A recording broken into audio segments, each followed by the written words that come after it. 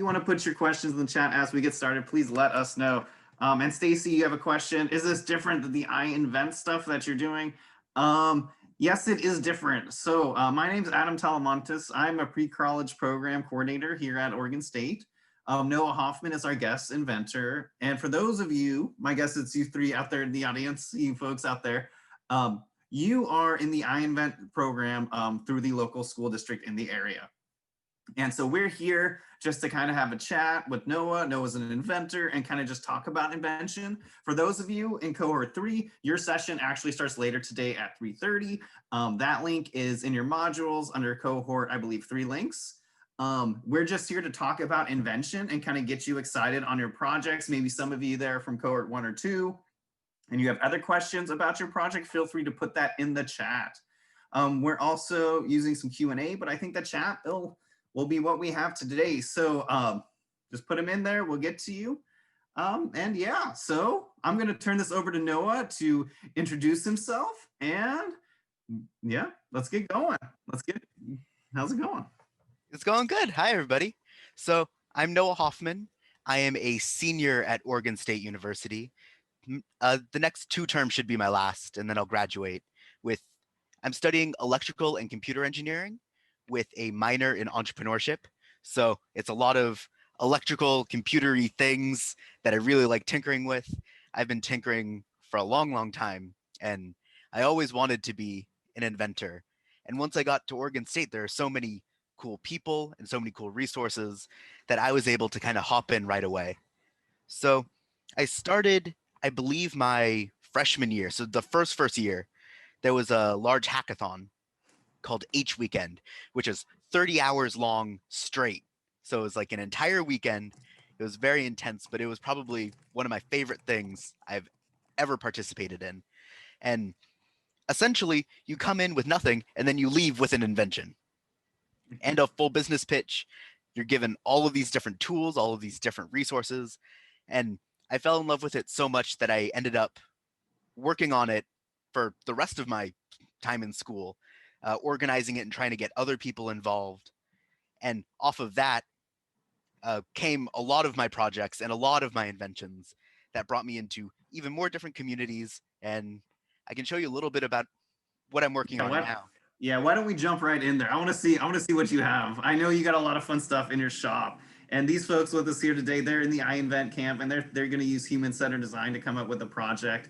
My guess is that they're kind of looking at users, and I'm sure your inventions that you have there, you have certain users in mind. So if you don't mind highlighting that for us as you show us all of your trinkets that I see in the background. Yeah, no, it's a mess here, but it's my favorite type of mess. It's one of just everything that I've taken apart. So the big thing that I'm working on right now is a company called Medevac. So it is a long-lasting and portable insulin cooler. So people with diabetes, it's a really bad disease and they need help getting a certain compound that their body doesn't make externally. So they have to take injections and all sorts of other stuff in order to try to regulate their body. So one of the problems is that if it gets too hot outside, the insulin goes bad. And it's very, very expensive, and that is not something you want to run out of. So what we made, instead of having to lug around a refrigerator with you all of the time, which is very expensive and very inconvenient, we wanted to make a nice little thing that somebody can carry with them and make it as portable and as safe as possible. And we've gone through so many different prototypes. The goal always was the human-centered design. Like, we want to make this for diabetics to make their lives better. That has always been the goal.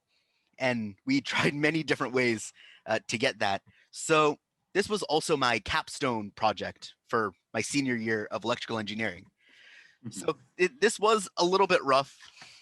But for those of you that don't know, some majors at Oregon State and at other universities, the first part, there you take classes, and then some of them you'll get a research project. Engineering is one that you'll have a research project in. Some of the sciences you may, in the art or in like the histories, you might have to do like a performance or something or some sort of review. So this is something that the university also helps them kind of pay for. They get access to labs, a bunch of really cool kind of gadgets to build things and create things with.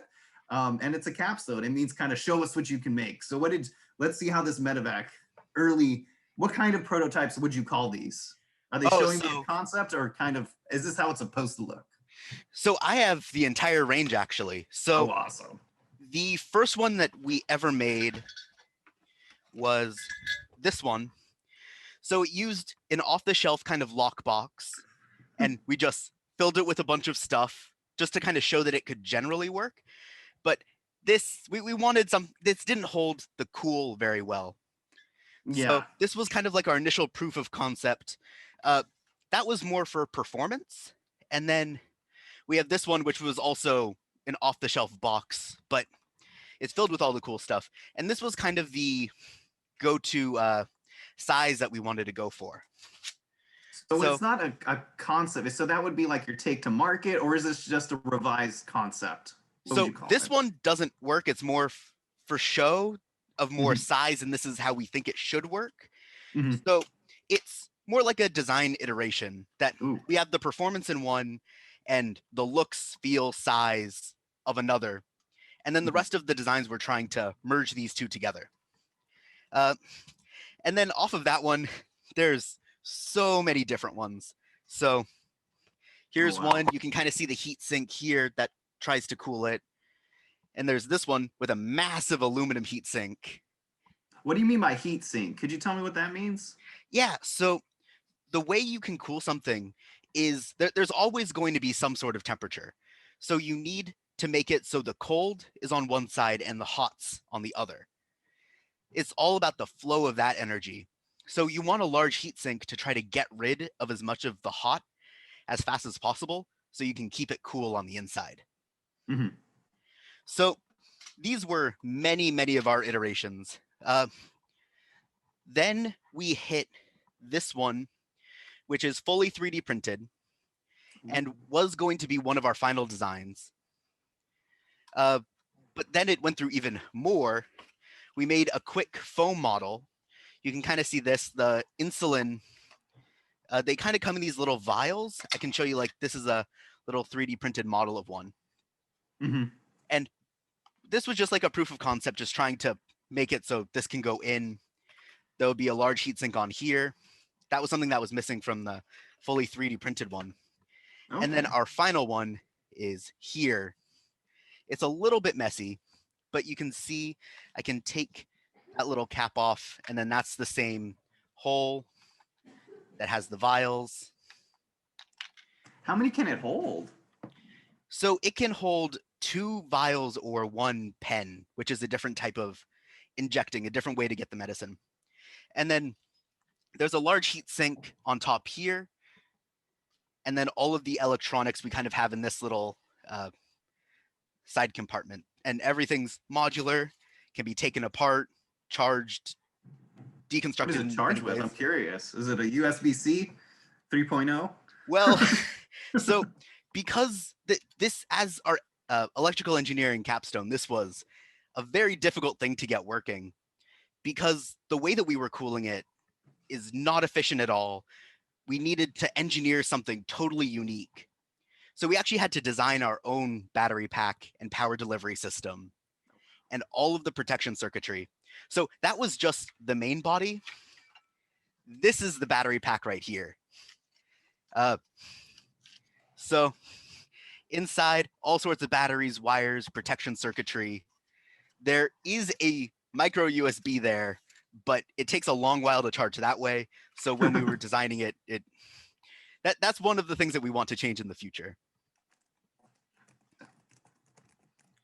Awesome. So this is just the latest stuff. So I guess kind of transitioning then kind of with the last kind of about 14 or so minutes that we have here, just thinking about, so how many things before this really awesome Medevac thing, how many things have you built before this, would you say? Have you been building or creating or making all your life?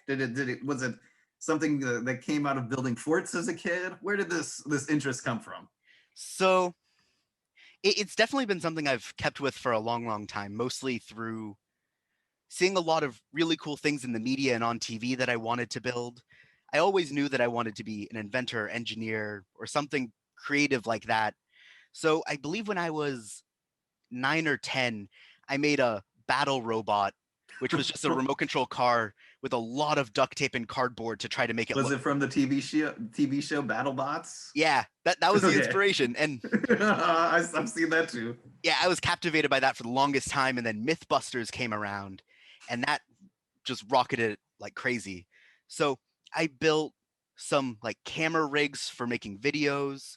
Of course, like a decent amount of robots. Just hacking things together, taking old VCRs apart and taking all those motors.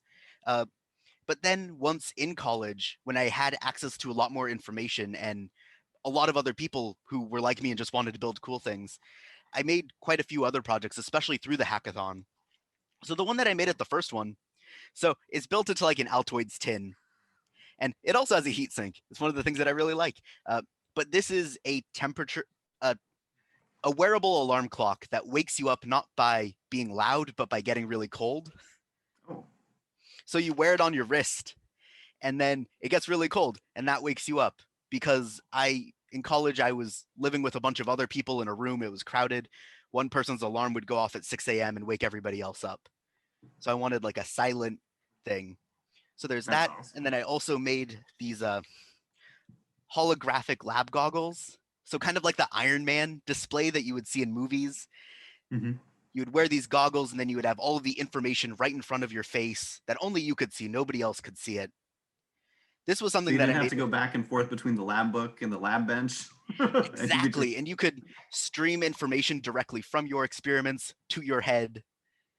And that didn't quite work. That was a little bit outside of our wheelhouse. But a lot of this stuff is just things that I find and put together.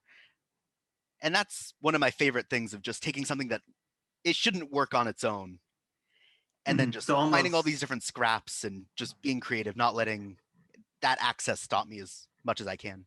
So would you say then that you work more with kind of repurposing and adding on to existing tech to solve problems that are novel, or do you try to come up with something new and be like that it thing? What would you say? So definitely, uh, a lot of the science that is done doesn't go into actual reality.